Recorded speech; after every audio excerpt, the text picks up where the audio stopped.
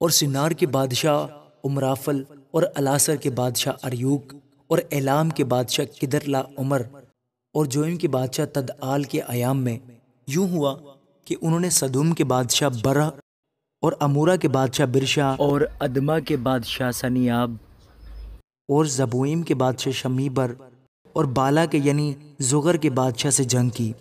یہ سب سدیم یعنی دریائے شور کی وادی میں اکٹھے ہوئے۔ 12 برس تک وہ کدر لاعمر کے مطیع رہے، پر 13ویں برس انہوں نے سرکشی کی، اور 14ویں برس کدر لاعمر اور اس کے ساتھ کے بادشاہ آئے اور رفائم کو استارات کرنیم میں، عزوزیوں کو حام میں، اور ایمیم کو سوی کریتیم میں، اور ہوریوں کو ان کے کوہ شعیر میں مارتے مارتے ایل فران تک جو بیابان سے لگا ہوا ہے آئے۔ پھر وہ لوٹ کر عین مسافات یعنی قادس پہنچے اور امالیکیوں کے تمام ملک کو جو حد سون تمر میں رہتے تھے مارا۔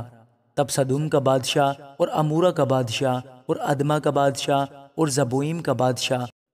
اور بالا یعنی زغر کا بادشاہ نکلے، اور انہوں نے سدیم کی وادی میں مارکہ آرائی کی، تاکہ اعلام کے بادشاہ کدر لاعمر اور جوئم کے بادشاہ تدعال اور سنعار کے بادشاہ امرافل اور الاسر کے بادشاہ اریوک سے جنگ کریں۔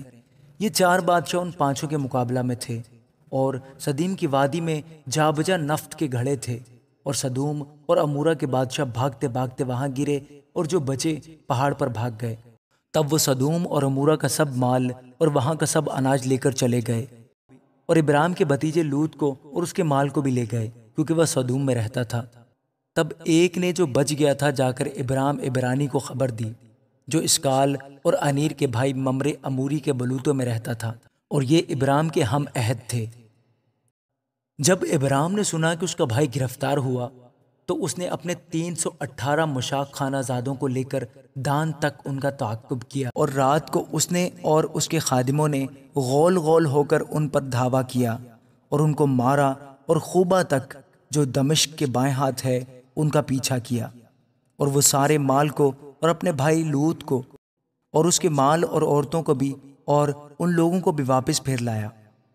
اور جب وہ کدر لاعمر اور اس کے ساتھ کے بادشاہوں کو مار کر پھرا، تو سدوم کا بادشاہ اس کے استقبال کو سوی کی وادی تک جو بادشاہی وادی ہے آیا،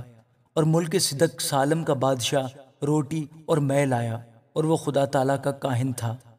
اور اس نے اس کو برکت دے کر کہا کہ خدا تعالیٰ کی طرف سے جو آسمان اور زمین کا مالک ہے، ابرام مبارک ہو،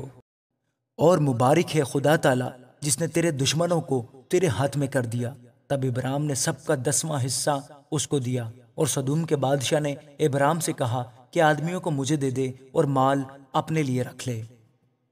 پر ابرام نے سدوم کے بادشاہ سے کہا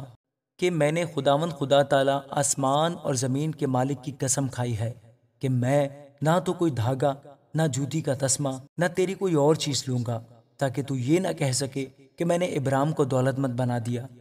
سوائے اس کے جو جوانوں نے کھا لیا اور ان آدمیوں کے حصے کے جو میرے ساتھ گئے، سو آنیر اور اسکال اور ممرے اپنا اپنا حصہ لے لیں۔ آمین۔